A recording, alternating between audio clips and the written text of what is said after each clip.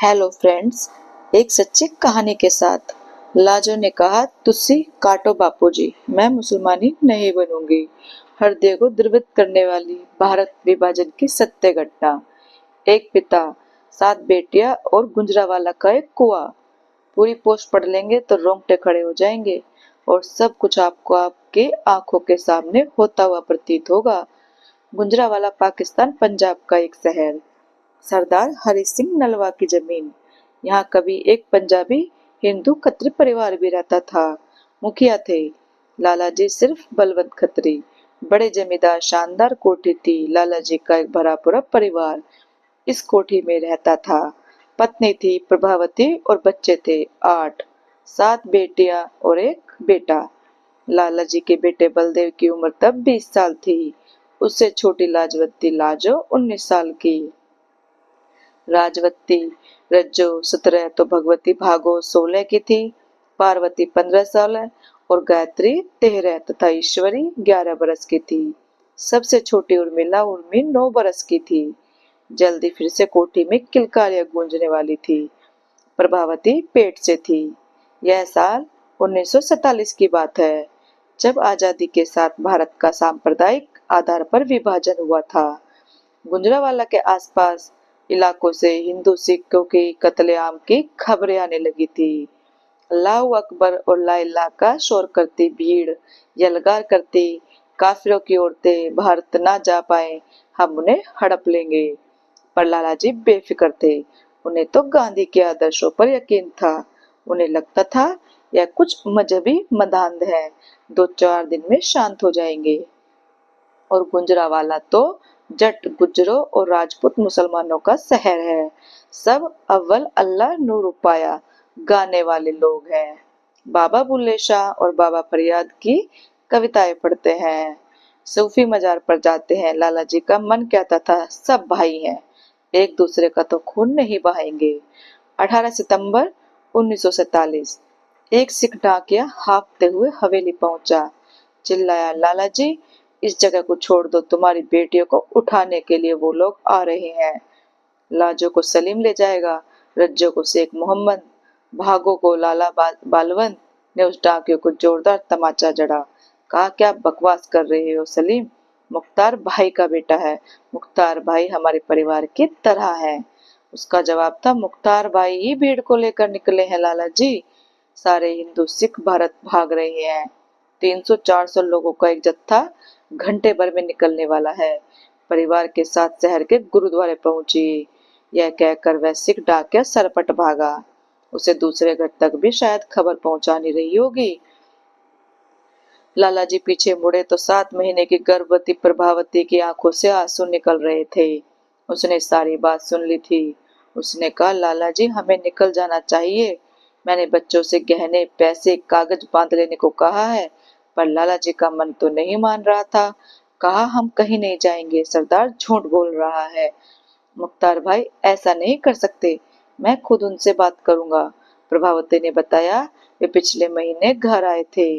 कहा कि सलीम को लाजो पसंद है, वे चाहते हैं कि दोनों का निकाह हो जाए। लाजो ने भी बताया कि वह सलीम अपने दोस्तों के साथ उसे छेड़ता है, इसी वजह से उसने घर से बाहर निकलना बंद कर दिया। लाला बलवंत बोले, तुमने यह बात पहले क्यों नहीं बताई?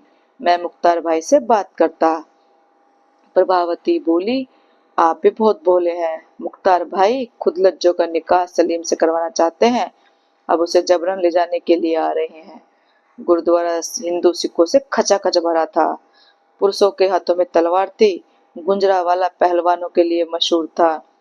कई मंदिरों और गुरुद्वारों के अपने अखाड़े थे। हट्टे कट्टे हिंदू और सिख गुरुद्वारों के द्वार पर सुरक्षा में मुस्तैद थे। कुछ लोग छत से निगरानी कर रहे थे। कुछ लोग कुएं के पास रखे पत्थरों पर तलवार को धार दे रहे थे। महिलाएं, लड़कियां और बच्चे दहशत में थे। माँ नवजात और बच्चे को सीने से चिपकाए हुई थी। अचानक एक भीड़ की आवाज आनी शुरू हुई।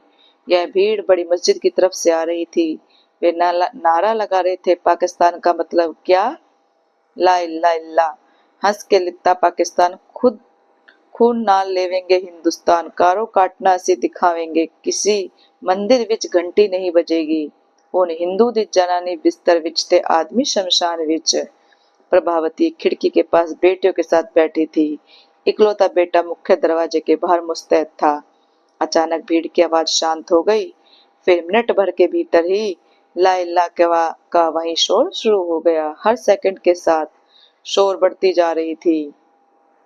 भीड़ में शामिल लोगों के हाथों में तलवार, फरसा, डाकू, चाकू, चेन और अन्य हथियार थे। गुरुद्वारा उनका निशाना था। गुरुद्वारा का प्रवेश अंदर से बंद था। कुछ लोग द्वार पर तो कुछ दीवार से सटकर हथियारों के साथ खड़े थे। अचानक पुजारी और पहलवान सुखदेव शर्मा की आवाज गूंजी। वे बोले, वे हमारी माँ, बहन, पत्नी और बेटियों को लेने आ रहे हैं। उनकी तलवारें हमारी गर्दन काटने के लिए हैं। वे हमसे समर्पण करने और धर्म बदलने को कहेंगे। मैंने फैसला कर लिया है, झुकूंगा नहीं, अपना धर्म नहीं छोड़ूंगा, ना ही अपनी स्त्रियों को छूने दूंगा। चंद सेकंड के सन्नाटे के बाद जो बोले सो निहाल। सत श्री अकाल, वाहे गुरु जी दा खालसा, वाहे गुरु जी दी फतेह से गुरुद्वारा भी गूंज उठा। वहां मौजूद हर किसी ने हुंकार भरी, हमसे कोई अपने पुरखों का धर्म नहीं छोड़ेगा। 50-60 लोगों ने गुरुद्वारे में घुसने की कोशिश की। देखते देखते सर धड़ से अलग कर दिए। गुरुद्वारे में मौजूद लोगों को कोई नुकसान नहीं हुआ था। महिलाएं और बच्चे भी अंदर हॉल में सुरक्षित थे।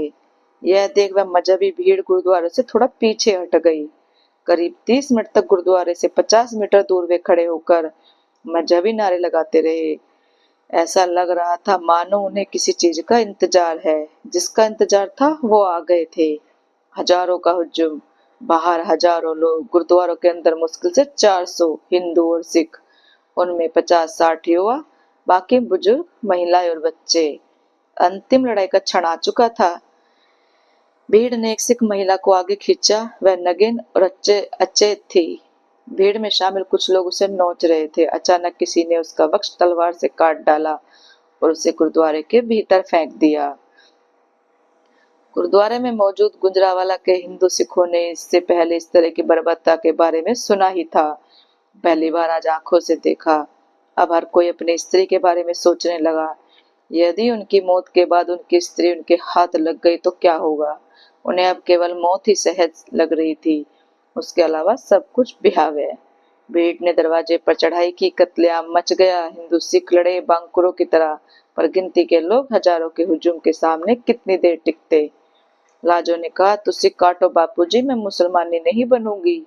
लाला बलवंत रोने लगे।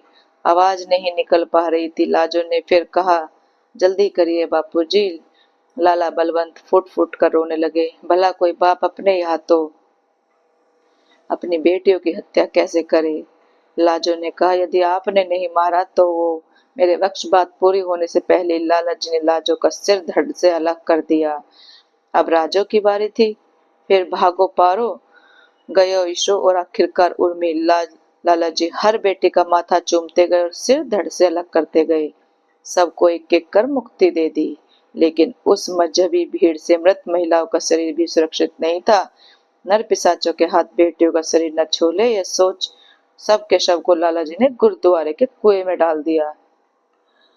लाला बलवंत ने प्रभावती से कहा, गुरुद्वारे के पीछे दरवाजे पर तांगा खड़ा है, तुम बलदेव के साथ निकलो। कुछ लोग तुम्हें सुरक्षित स्टेशन तक लेकर जाएंगे। वहां एक जत्था भारत जाएगा, तुम दोनों निकलो। प्रभावती ने कहा, मैं आपके बिना कहीं नहीं जाऊंगी। लाला जी बोले, तुम्हें अपने पेट में पल रहे बच्चों के लिए जिंदा रहना होगा। तुम जाओ, मैं पीछे से आता हूँ। लाला जी ने प्रभावती का माथा चूमा, बलदेव को गले लगाया और कहा, जल्दी करो। तांगा प्रभावती और बलदेव को लेकर स्टेशन की तरफ चल दिया। फिर लाला जी ने खुद को चाकू से गोदा, उसी कुएं में छलांग लगा दी जिसमें 7 बेटियों को काट कर डाला था। आखिर 2 बच्चों के पास उनकी माँ थी, 7 बच्चों के पास उनके पिता का होना तो बनता था। लाला जी के बेटे बलदेव का पोता है। भारत के विभाजन में अपने परिवार के 28 सदस्य खोए थे। लाला जी, उनके भाई बहन और उनके परिवार के कई लोगों को हत्या कर दी गई। लाला जी की पत्नी बेटे बलदेव और अजन्मे संतान के साथ जान बचाकर भारत आने में कामयाब रही थी। वे पंजाब के अमृतसर में रहते थे। पाकिस्तान में सन 1947 में हिंदू सिखों का कत्लेआम हुआ। स्त्रियों के साथ बलात्कार किया गया, उन्हें नग्न कर घुमाया गया। फिर भी आज भी कुछ बीमार सिख भाई गुरुद्वारों में रोजा तोड़वाते हैं। अपने इतिहास से कुछ शिक्षा नहीं लोगे तो समाप्त हो जाओगे।